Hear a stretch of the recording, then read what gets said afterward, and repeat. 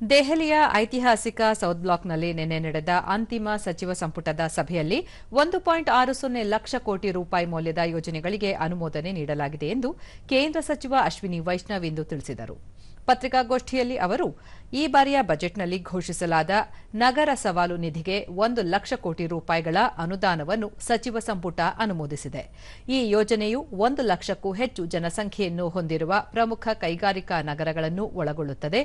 10,000 ಕೋಟಿ ರೂಪಾಯಿಗಳ ವೆಚ್ಚದಲ್ಲಿ ಸ್ಟಾರ್ಟ್ಅಪ್ ಇಂಡಿಯಾ ನಿಧಿ 2.0 ಅನ್ನು ಸಹ ಸಂಪುಟ ಅನುಮೋದಿಸಿದೆ ಎಂದರು. ಇದರ ಜೊತೆಗೆ ಕರ್ನಾಟಕ, ದೆಹಲಿ, ಹರಿಯಾಣ ಮತ್ತು ಮಹಾರಾಷ್ಟ್ರ ರಾಜ್ಯಗಳಂತ ಒಟ್ಟು 12 ಜಿಲ್ಲೆಗಳನ್ನು ಒಳಗೊಂಡ 3 ಮಲ್ಟಿ ಟ್ರ್ಯಾಕ್ ಯೋಜನೆಗಳಿಗೆ ಕೇಂದ್ರ ಸಚಿವ ಸಂಪುಟ ಒಪ್ಪಿಗೆ ನೀಡಿದೆ. ಇದರಲ್ಲಿ ಬಳ್ಳಾರಿ ಮತ್ತು ಹೊಸಪೇಟೆ 3ನೇ ಮತ್ತು 4ನೇ ಮಾರ್ಗ ಯೋಜನೆಯು ರಾಜ್ಯದ ಉಕ್ಕು ಮತ್ತು ಗಣಿಗಾರಿಕಾ ಕೇಂದ್ರವಾದ ಬಳ್ಳಾರಿ ಪ್ರದೇಶದಲ್ಲಿ ದಟ್ಟಣೆಯನ್ನು ನಿವಾರಿಸಿ ಸರಕು ಸಾಗಣೆಯನ್ನು ಸುಗಮಗೊಳಿಸಲಿದೆ.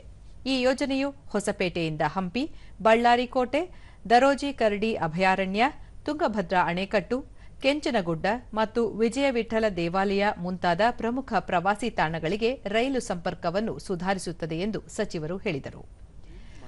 ಗೋಹ್ಪುರ್ ಮತ್ತು ನಮಲಿಗಢ ನಡುವೆ 18,662 ಕೋಟಿ ರೂಪಾಯಿ ವೆಚ್ಚದಲ್ಲಿ ಅವಳಿ ಕೊಳವೆ ಸುರಂಗ ಮಾರ್ಗಕ್ಕೆ ಸಂಪುಟ ಅನುಮೋದನೆ ನೀಡಿದೆ. ಇದು 4 ಪಥಗಳ ನೀರೊಳಗಿನ ಸುರಂಗವಾಗಿದ್ದು ಒಟ್ಟು 15.8 ಕಿಲೋಮೀಟರ್ ಉದ್ದವನ್ನು ಹೊಂದಿದೆ. ಇದು ಭಾರತದ ಮೊದಲ ನೀರೊಳಗಿನ ಅವಳಿ ಕೊಳವೆ ರೈಲು ಮತ್ತು ರಸ್ತೆ ಸುರಂಗವಾಗಿದೆ ಎಂದರು. कल कैबिनेट ने इसको अप्रूव किया, तो इसका डिजाइन का काफी प्री वर्क काफी किया जा चुका है. बहुत बेनिफिट्स होंगे. 46 मिलियन टन एक्स्ट्रा कार्गो इससे ले जाया जा सकेगा. बहुत सारी पैसेंजर ट्रेन्स इससे चलाई जा सकेगी. जो लॉन्ग डिस्टेंस ट्रेन्स में अभी एक सीरियस चैलेंज आता है इस सेक्शन में, हिल वाले सेक्शन में, वो चैलेंज इसका दूर होगा. और लॉजिस्टिक्स सेविंग देश की करीब 1,200 करोड़ रुपए हर साल लॉजिस्टिक्स की कॉस्ट सेव होगी. 54 करोड़ किलोग्राम्स CO2 सेव होगा, which is equivalent to planting 2.2 crore trees.